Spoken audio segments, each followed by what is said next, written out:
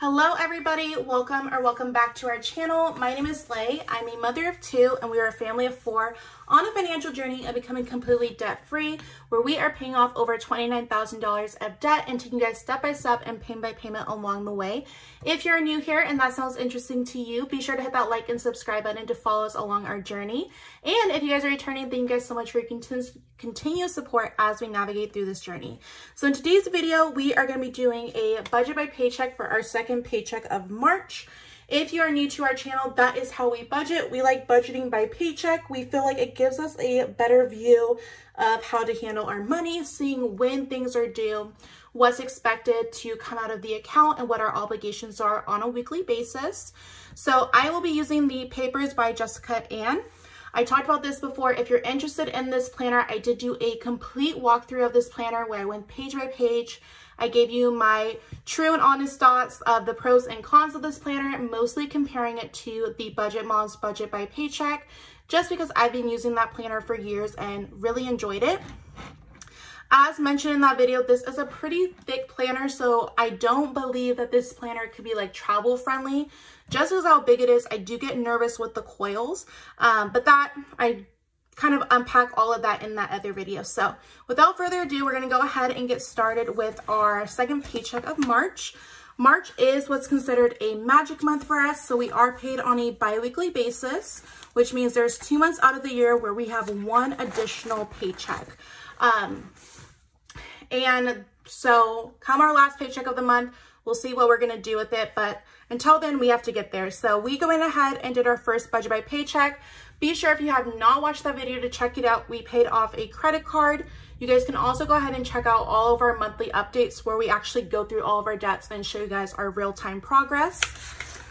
So let's go ahead and get to a new page. So as you guys can see, we haven't budgeted by yet, but as you can see, we have spent some money today. We actually went on a date night, my husband and I, and we saw the movie 65. You guys, it was such a good like suspense thriller movie.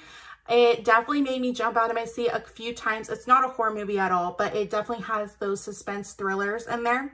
But explain to me why the concessions were more than the tickets. I don't understand. So we used our sinking funds for date night, and then we used our sinking funds for beauty, and we just went ahead and did some stock up for some hair supplies since my daughter and I both have textured hair. So let's go ahead and get started and see what we're working with. As always, you guys, I do write at an angle. Once I am done writing, I will go ahead and turn it so you guys can see it. So the very first thing is we are going to talk about what our rollover is. So we rolled over $295, and the income is $565 for a total budget that we're working with of $860 for this upcoming week. This week is really interesting, you guys, because we have no bills this week, and that is really exciting. Normally this will happen just given the days that the paychecks pay on. I do know some of you guys asked if we can start including the actual pay dates or pay time frames, and I think I will start doing that in April, just so if you're new following along, you kind of don't get a little confused with the paycheck numbers. But we do get paid once a week. Both my husband and I, we have bi-weekly pay schedules. It just so happens that we get paid on the opposite weeks of each other. So we don't have a job that pays us weekly. It's just that our household income, we receive it on a weekly basis. So since we don't have any bills or fixed expenses for this pay period, we do know that we have our mortgage bill that we have to take care of by our next paycheck. I get a lot of questions on why our mortgage is paid in the middle of the month, and that's because we're actually a payment ahead of our mortgage. So for us, we got a payment ahead, and then from there on, we've just been paying the 15th, but it's technically, when we pay March 15th, we're actually paying for April. I hope that makes sense. If not, I can do a whole walkthrough of why we decided to do that. And it really just came down to kind of giving us that breathing room when it came to our budget. And we looked at our expenses and looked at what expense stressed us the most out. And of course, it was our mortgage because it's the biggest expense that we have. But we found a formula that works for us, and it's been working really well for the last few months. So what I'm going to do is I'm going to go ahead and just put aside a little bit for the mortgage. And what I'm going to count that as is going to be our rollover. So just like we had a rollover for this month, this week, we're just going to roll it into next week. So we're going to go ahead and roll over $260. And that's going to leave us a remaining $600. For our variable expenses, we have gas, groceries, eating out, household, and family fun. Okay, there we go. So we are working with $600. Of course, we do not spend that on a weekly pay schedule. So we're going to go ahead and break this down. So for our gas, we budget $75 a week. For groceries, we budget $100. I am a really, really big couponer. If you guys follow us on Instagram at Motherhood and Finances, I do actually share my weekly grocery list and where I shop at and the coupons that I use.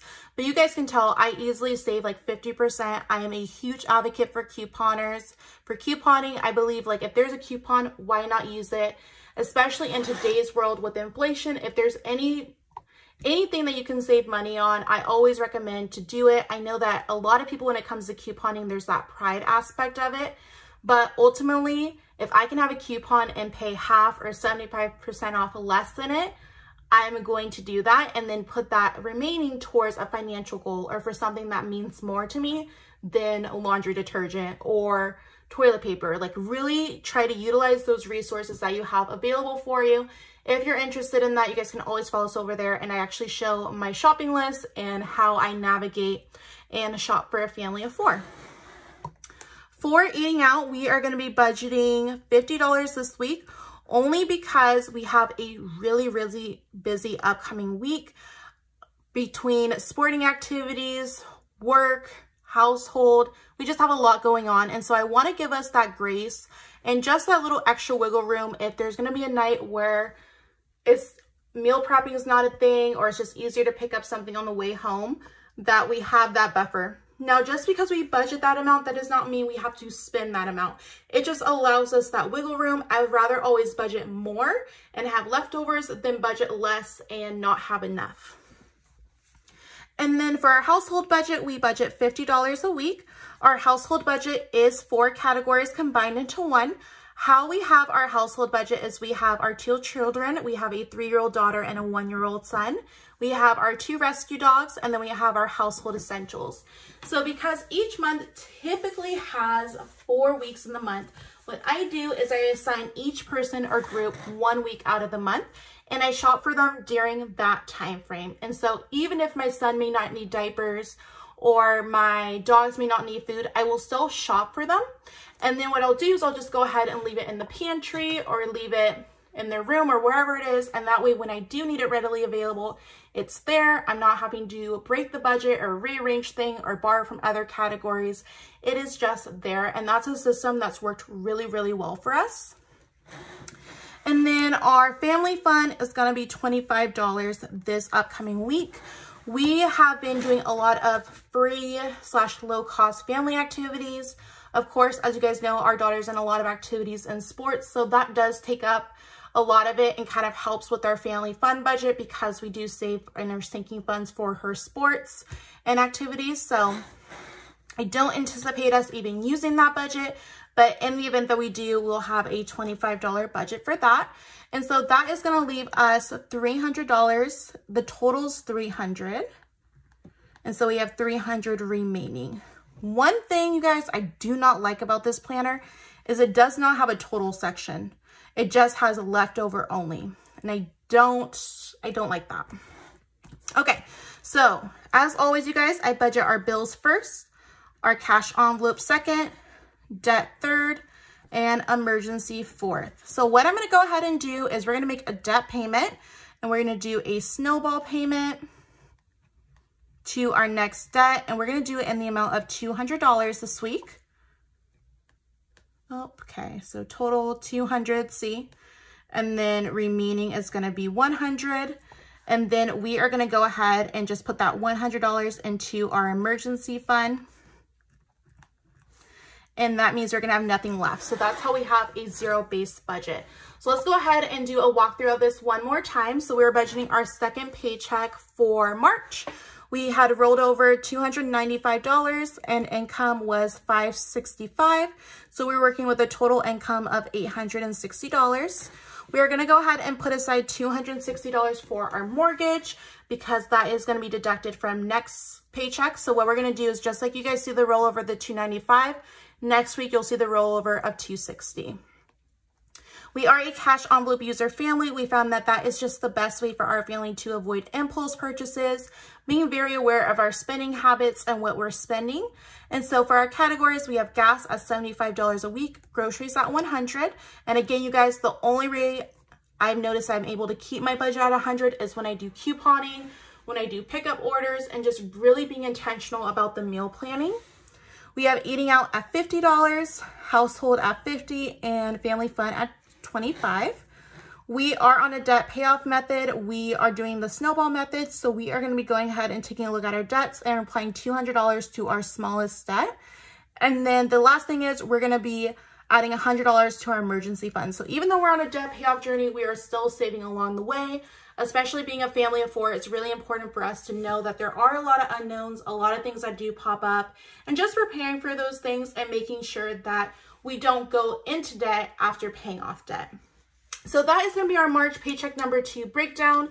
If you guys enjoy budgeting, cash stuffing, debt, and saving updates, be sure to hit that like and subscribe button to follow our family's journey each step of the way. As always, if you guys are on a financial journey as well, please let me know in the comments. I love to support you and your channel. I'll talk to you guys later. Bye.